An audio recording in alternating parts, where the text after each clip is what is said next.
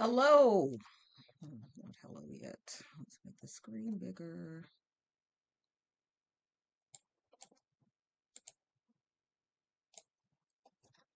Hi, it's Kim Kizito, the IEP strategist, and we are in our class number two.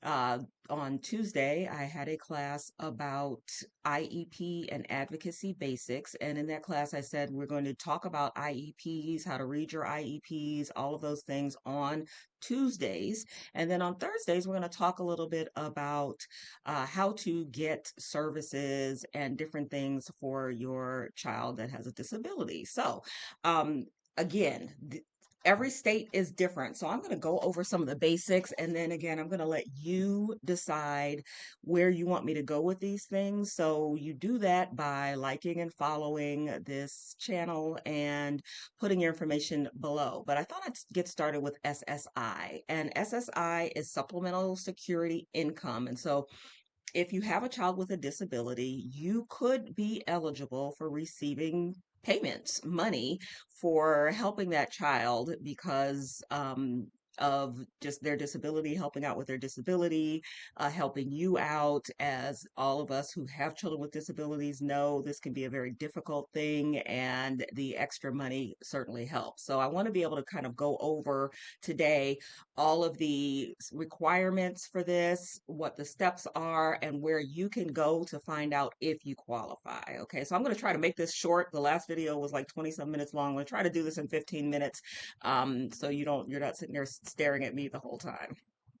So let's go on to the next slide. So we want to talk about supplemental security, and what it is basically, like it says here, it provides payments for children with disabilities, and it's like monthly payments. And so you can get this if you are someone with limited income, and you don't have resources, you're over 65, you are blind, you have a disability, or what I'm going to talk about today, which is children younger than 18 are eligible if they have a medical condition or combination of conditions that meets Social Security's definition of a disability. And the amount that you would receive varies by the state. So remember, I'm talking about this globally, but you're going to have to go and check your state.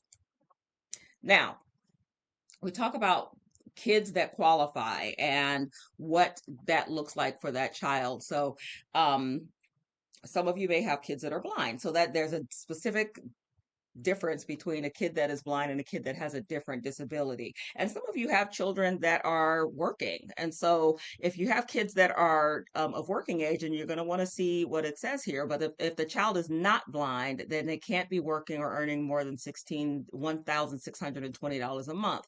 And if they are blind, then they can't be working or earning more than $2,700 a month. And sometimes that amount changes. What this says below is a child must have a medical condition or a combination of conditions with severe functional limitations. And so those conditions, they must be pretty serious in order for that child. Now, conditions, now, the people who can qualify, your kid can have autism, your kid can have an intellectual disability. There's a lot of different examples that the federal government gives, but it is worth it, if regardless of what type of disability your child has, to go to the website to find out exactly whether or not they qualify. So what they say about it is that that condition must be disabling or expected to be disabling for at least 12 months, or the condition must be expected to result in death. So what this doesn't mean is, for instance, your child has broke their leg or something like that. That is not a disabling condition that's going to go on for 12 months. This would be something like a disorder or something that they're going to live with for a significant amount of time. Now, in order to apply, we're going to get to the application part. I'm just kind of going over the basics again. So you need to understand your child's condition, and you also need to be able to provide access for when you're applying. You need to be able to, it's probably going to be a release. Again, every state is different, but you would sign something that says, hey, you can have access to my child's medical records and my child's provider. So like if your child has an IEP, you want to be able to give the school, I mean, at the government, access to teachers, therapists, anyone that can give information about your child's care and what they're going through. I was able to find this on the government website to talk about. Again, I wanted to talk about the types of conditions and some more information. And so, again, they might have to have, if you're sending them copies of your medical information or giving them access to your child's records, they still may not be able to determine whether that not or not that child qualifies. So they may ask you that for to be able to do a medical examination themselves.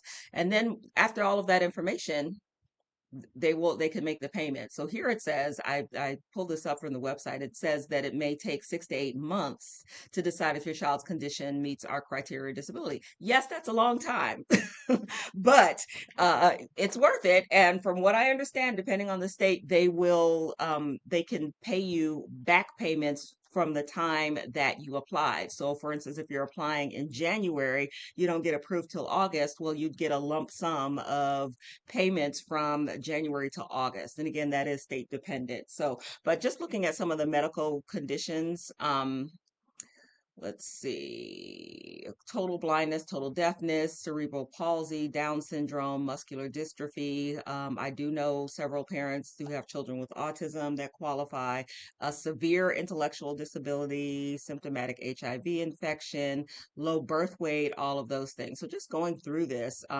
again, you can find this if you look here on this website, ssa.gov, you can find it there. These disability services, they will review your medical condition from time to time. So that means they probably will take a look at it every year or so. And you want to make sure that you understand all of the areas that they're going to be looked at. And so I'm talking about what happens when your child is under 18. So you want to go to this site if you want to understand what to happen once your child turns 18. Okay, so now we are over here on SSA.gov. SSA stands for Social Security Administration.gov/SSI. SSI is Supplemental Security Income. And so, again, we explained what it is. And this is where, regardless of what state you are in, this is where you would go to apply. Okay, so just go to this website and it will explain to you, look, how can I find out if I'm eligible? Adults and children may be eligible for SSI if, again, we're talking about a disability. So, little to no income and little to no resources and a disability, right? So, and blindness is also a disability. And so I'm not talking about people at 65 or older. That would be someone else that knows. And so all you would need to do is click here to find out if you're eligible for SSI. So let's click here and see what it says. So you're going through all of these things and you have to determine, do I have little or no income, like wages or social security? And, cost of living is hard. So they are saying individuals who don't earn more than $2,019 from work each month. Okay, so the limit increases for couples and when parents apply for children. And so they also look at other sources of income, so pensions, unemployment, disability benefits, things like that. And so what you would do here is see the income limits for SSI eligibility. So you would select a circumstance. And so we're going to click on this drop down box and say I am a single parent with well, let's do what I am. I'm a I have a child with disability living with two parents. And then you'd enter your pre-tax monthly work earnings. So that's before taxes. So say I earn I don't know, before taxes, $2,000 a month, because I'm going to try to see what it says if I'm not earning more than 2019. And some of you may not qualify for this because you earn more than that, but that's okay. I just want you to understand. Enter monthly income from non-work sources like unemployment or benefits. Okay, I don't have any of those. So I'm going to click see results. And it says, based on these numbers, I do meet the income requirements for SSI. This is just something to kind of like a worksheet for you. So if you do make more than this or you're making close to that amount, then this site will tell you whether or not you qualify. So this doesn't approve it and then everything is done, but this is just really good. So it says results from this tool are not final. To confirm eligibility, I must apply. So that means they're going to need a little bit more proof. Okay. Okay, so again, these are under the little or no resources, things you own. So say I rent and I don't own a house. Let's click on what that is. Learn what doesn't count toward your resource limit.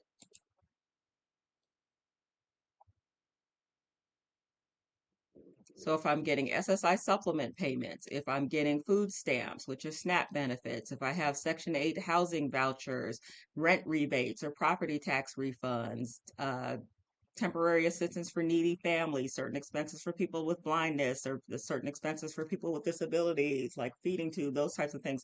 Those would be examples of things that do not count towards your resource limits. And I can see why it's hard for a lot of people to understand how to apply because the process is not necessarily the easiest, most simple thing to do. So I do know people that will go here and say, okay, I applied and think that this is the way to apply. This is just a worksheet to tell you whether or not you're eligible. Okay, so if you look over here on the left, we looked at all of this. Who can get SSI? Exceptions to SSI and income. We looked at that. How much you could get from SSI. So the maximum SSI payment for this year is $967 for an individual and $1,450 for a couple. And so it may lower, and again, that's the maximum you can get. And that would just be dependent on your application, how much it is that you are providing or giving them and giving them information. And so how your income affects your payment. So for every $2 you earn from work, they reduce your SSI payment by $1. So work is a job, self-employment, any activity that earns money. These are all things that are reportable to the government. And so this is all information that you will need to know in order to do that. Living with others may affect your payment. So what you want to do is go to this ssa.gov, oops, ssa.gov/SSI and just walk through this and just click on things. And none of this is tracked or anything like that. You can click on here and you can see, look, where can I get this help? Because times are hard. Your reporting responsibilities. Now, it's not just as easy as filling it out and then you get a check. You still are going to have to report things. So if you get a job, if you have changes, then you would need to report. So you're reporting your wages monthly and submit changes to income to continue receiving accurate payment. So if you lose your job, and you're unable to get help for that particular child, you want to be able to report that as quickly as you can. If you move or if you are in a different living situation, your rent changes, that kind of thing, you want to report those types of things as well. And then programs are more where to get more help while on your SSI. This is where you can look and see, look, I may need more help than just the information that I'm looking for my child. So this is just a short overview.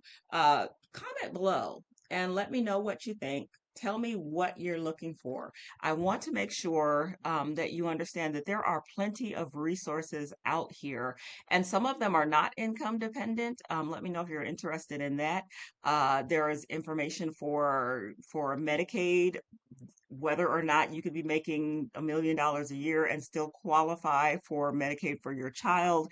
And just different things like that are things that a lot of people aren't aware of. So we're going to be talking about these things on Thursdays, and I hope you come back and learn a little bit more from me.